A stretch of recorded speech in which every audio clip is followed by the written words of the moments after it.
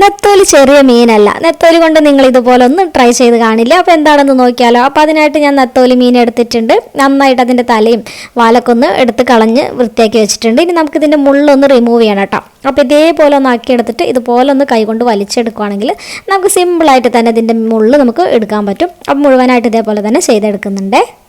ഇനി ഇതൊരു മിക്സിയുടെ ജാറിലിട്ട് നന്നായിട്ടൊന്ന് പൊടിച്ചിട്ടെടുക്കാം. എന്നിട്ട് ഇതിലേക്ക് ഒരു ചെറിയൊരു സവാള ചെറുതായിട്ട് അരിഞ്ഞ് ചേർത്ത് കൊടുക്കുന്നുണ്ട്. പിന്നെ 2 പച്ചമുളക് ചെറുതായിട്ട് അരിഞ്ഞത് ചേർത്ത് കൊടുക്കാം. പിന്നെ 1 ടീസ്പൂൺ ഇഞ്ചി വെളുത്തുള്ളി പേസ്റ്റ് ചേർത്ത് കൊടുക്കുന്നുണ്ട്. പിന്നെ എരിവിനായിട്ട് 1 ടീസ്പൂൺ നല്ല എരിവുള്ള മുളക് പൊടി ചേർത്ത് കൊടുക്കാം. ഇനി ഇതിലേക്ക് ആവശ്യത്തിന് ഉപ്പ് ചേർത്ത് കൊടുക്കുന്നുണ്ട്. ഇനി ഇതിലേക്ക് ചേർത്ത് കൊടുക്കുന്നത് കോൺഫ്ലോർ ആണ് കേട്ടോ. ഒരു 3 ടേബിൾ സ്പൂൺ കോൺഫ്ലോർ ചേർത്ത് കൊടുക്കാം. കൂടെ തന്നെ കുറച്ച് കറിവേപ്പില ചേർത്തിട്ട് നന്നായിട്ടൊന്ന് മിക്സ് ചെയ്തെടുക്കാം. അപ്പോൾ കൈ കൊണ്ട് തന്നെ ഇതുപോലെ നന്നായിട്ടൊന്ന് കുഴച്ചെടുക്കണം കേട്ടോ. എന്നിട്ട് നമ്മൾ പരിപ്പ് വടക്കൊക്കെ ഷേപ്പാക്കി എടുക്കില്ല, അതേപോലെ തന്നെ കൈ വെച്ചിട്ട് ഇതേപോലെ ഒന്ന് റെഡിയാക്കിയിട്ട് എടുക്കാം.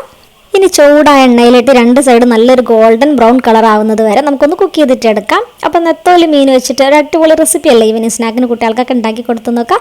അപ്പോൾ ഈ ഒരു ഫിഷിന് നിങ്ങളുടെ നാട്ടിൽ എന്താണ് പേര് പറയാന്നുള്ളത് കമൻറ്റ് ചെയ്യണേ. അപ്പോൾ നെത്തോലി മീൻ കിട്ടുമ്പോൾ ഇതുപോലെ ട്രൈ ചെയ്ത് നോക്കാം. അതിന് വേണ്ടിയിട്ട് വീഡിയോ സേവ് ചെയ്ത് വയ്ക്കാൻ മറക്കരുത്. പിന്നെ ഷെയർ ചെയ്യാം കേട്ടോ ഫാമിലിക്കും ഫ്രണ്ട്സിനൊക്കെ.